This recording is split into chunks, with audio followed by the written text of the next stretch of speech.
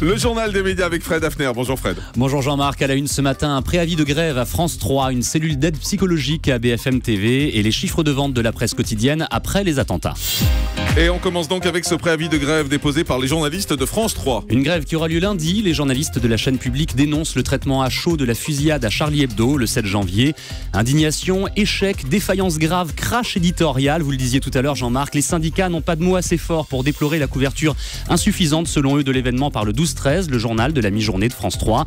Le jour des événements, la fusillade a d'abord été traitée par un direct au téléphone de quelques dizaines de secondes après le déroulé des sujets du jour, parmi lesquels l'ouverture des soldes ou une baignade hivernale. Il a ensuite fallu attendre longtemps avant de revenir sur le sujet avec des images en direct, un traitement à l'ancienne, bien loin des breaking news des chaînes d'infos ou même de France 2 qui a proposé plusieurs éditions spéciales dans les jours qui ont suivi.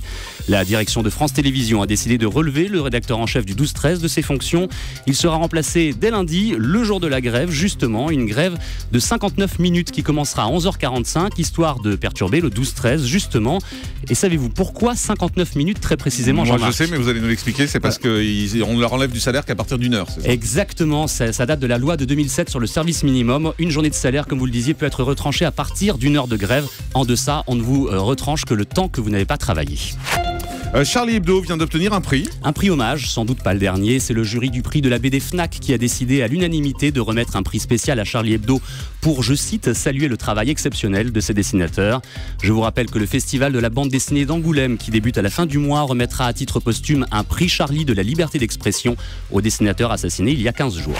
Et puis invité hier soir du 20h de France 2, Nicolas Sarkozy a refusé de commenter son attitude lors de la marche républicaine du 11 janvier. Oui, de nombreux médias l'avaient relevé. L'ancien président de la République, qui était placé au 3e rang lors de la marche des 50 chefs d'État, c'est une question d'ordre protocolaire, avait joué des coudes pour se positionner au 1er rang, à côté du Premier ministre israélien et à 2 pas de François Hollande avant d'être renvoyé à sa place.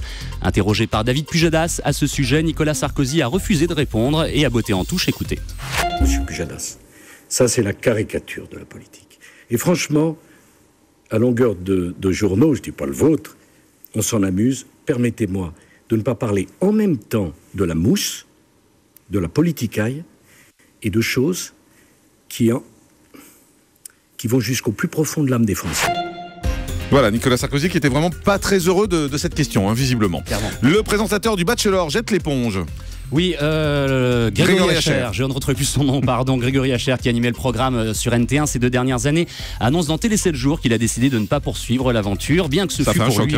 Oui, effectivement, il précise au passage, c'était une aventure formidable, une formidable expérience, et il souhaite désormais incarner une émission moins codifiée. Il souhaite donc animer différemment, aller vers le divertissement pur, le rire, il a envie de jouer et de s'amuser avec les téléspectateurs, et on lui souhaite bonne chance, Jean-Marc. La saison 3 de Bachelor, le gentleman célibataire sur NT1 devrait être diffusée dans les prochains mois avec un nouvel animateur donc.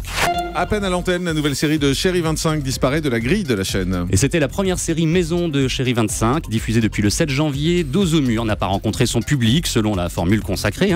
Elle est donc déprogrammée après seulement 10 épisodes. Les 10 suivants, qui constituaient la seconde saison de la série, ne seront donc jamais diffusés.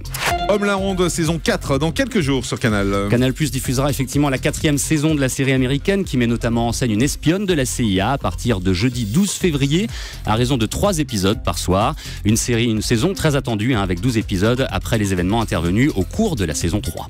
Et puis vous nous annonciez avant-hier le retour probable de X-Files. Eh bien, une autre série de la Fox pourrait bientôt connaître une nouvelle saison. Oui, il s'agit de 24 heures chrono qui avait relancé l'intérêt de ses fans l'an passé avec une mini-série Live Another Day.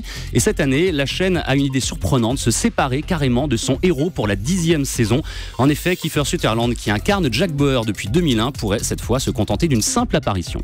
Et puis Que le meilleur gagne revient dans moins d'un mois. Après le numéro spécial diffusé pendant les fêtes, France 2 propose un nouveau prime time du célèbre jeu de Nagui.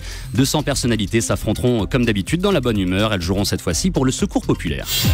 Et puis on termine avec le chiffre du jour. Et ce chiffre du jour, c'est 3.